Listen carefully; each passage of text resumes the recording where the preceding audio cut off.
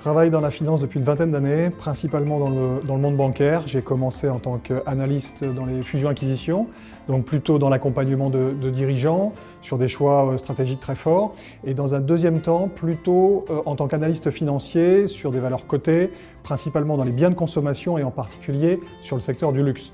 Donc j'ai eu, à travers cette expérience, plutôt l'occasion de conseiller des investisseurs internationaux, encore une fois sur le secteur du luxe, donc des investissements sur des entreprises qui avaient développé probablement les meilleurs modèles économiques en Europe, à savoir par exemple Hermès, LVMH ou encore L'Oréal.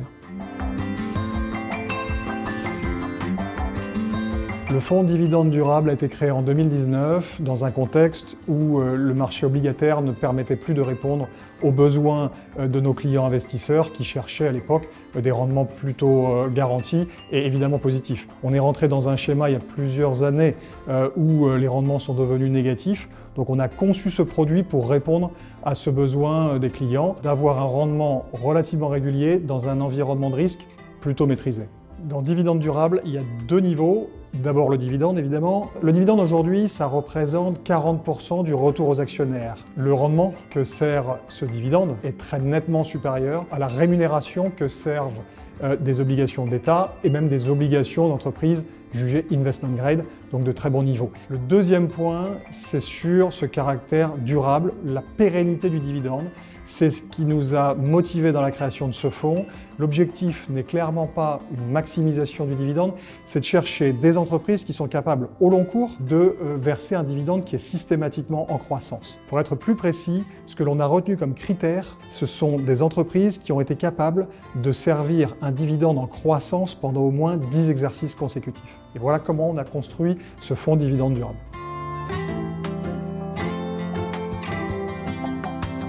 En contrepartie de cette qualité de dividende, de cette qualité de rendement et de cette pérennité du dividende, on a effectivement quelques biais. Généralement, les actifs en portefeuille sont des entreprises matures, disposant de parts de marché à l'échelle mondiale qui sont très significatives. En contrepartie, quand on a fait le tri, finalement, on a éliminé beaucoup de secteurs qui avaient souffert au cours des 10 dernières années.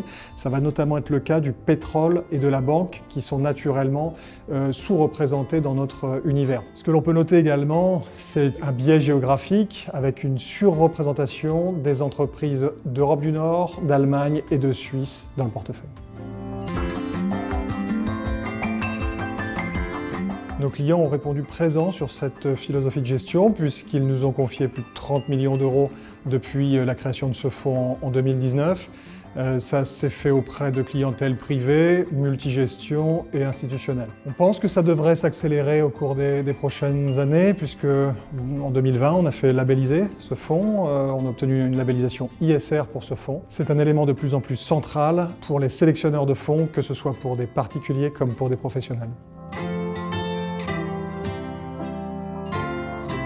La performance du fonds est effectivement au rendez-vous depuis le début de l'année, avec un portefeuille qui, à mi-novembre, avait progressé d'un peu plus de 25%, alors que l'indice de référence est probablement 700 points de base en dessous. Ce qui est aussi satisfaisant, c'est que l'ensemble des actifs en portefeuille a vraiment contribué à cette performance d'ensemble.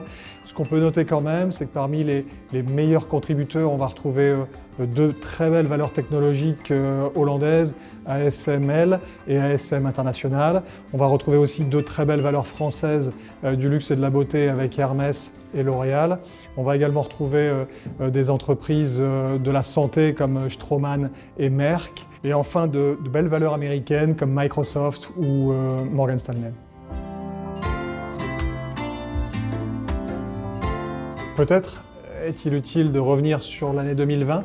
En pleine crise Covid, on a perdu à cette époque-là 40% des valeurs de notre univers, avec des entreprises qui ont été contraintes d'abandonner la continuité de leur politique de dividendes. Et ce n'est pas les moindres des entreprises européennes, puisque dans ce lot figure par exemple LVMH. Donc il nous a fallu, pour continuer d'avoir un univers riche, aller chercher des alternatives à ces belles grandes capitalisations européennes que l'on avait historiquement. On est allé le chercher sur deux grandes dimensions. La première dimension, c'est de renforcer un petit peu le grand international. Toujours dans le respect de l'éligibilité au PEA du fonds, on a renforcé un petit peu la dimension nord-américaine du fonds. Et deuxième dimension, ça a été d'aller chercher un petit peu plus de capitalisation de taille intermédiaire. On est allé chercher à travers cette classe d'actifs des entreprises de grande qualité, comme l'éditeur de logiciels Nemetschek par exemple en Allemagne, la société de services informatique italienne Reply ou encore le fabricant d'équipements pour diagnostic Diasorin. Nous sommes contents de ces choix, ils ont permis à Dividendes Durables de figurer en tête des classements en termes de performance des fonds à dividendes et pas que, et ce sur l'année en cours et depuis la création du fonds. Évidemment, cette crise est d'une nature exceptionnelle et elle aura des conséquences probablement très longues. Il nous semble que les entreprises font face à deux grands problèmes. Le premier, c'est le manque de stock. Les entreprises depuis 40 ans se sont évertuées à travailler en juste à temps, à travailler dans un modèle dit de toyotisme, et nous pensons que nous sommes arrivés probablement à une limite et qu'on ira plutôt dans un sens inverse de reconstitution des stocks. Ça devrait ultimement favoriser les mines, les métaux, les matériaux et leurs fournisseurs. Le deuxième sujet qui est probablement prégnant dans les directions générales des grandes entreprises, c'est le manque de disponibilité des ressources humaines. Et à ce titre, nous pensons que les directions générales des grandes entreprises vont être amenées à augmenter l'automatisation et la robotisation en univers industriel et le recours au logiciel dans l'univers tertiaire. Tout ce qui fait gagner en productivité sera encore très recherché dans les années à venir et il nous faut réfléchir à trouver pour Dividendes Durables les meilleurs vecteurs d'investissement dans ce contexte.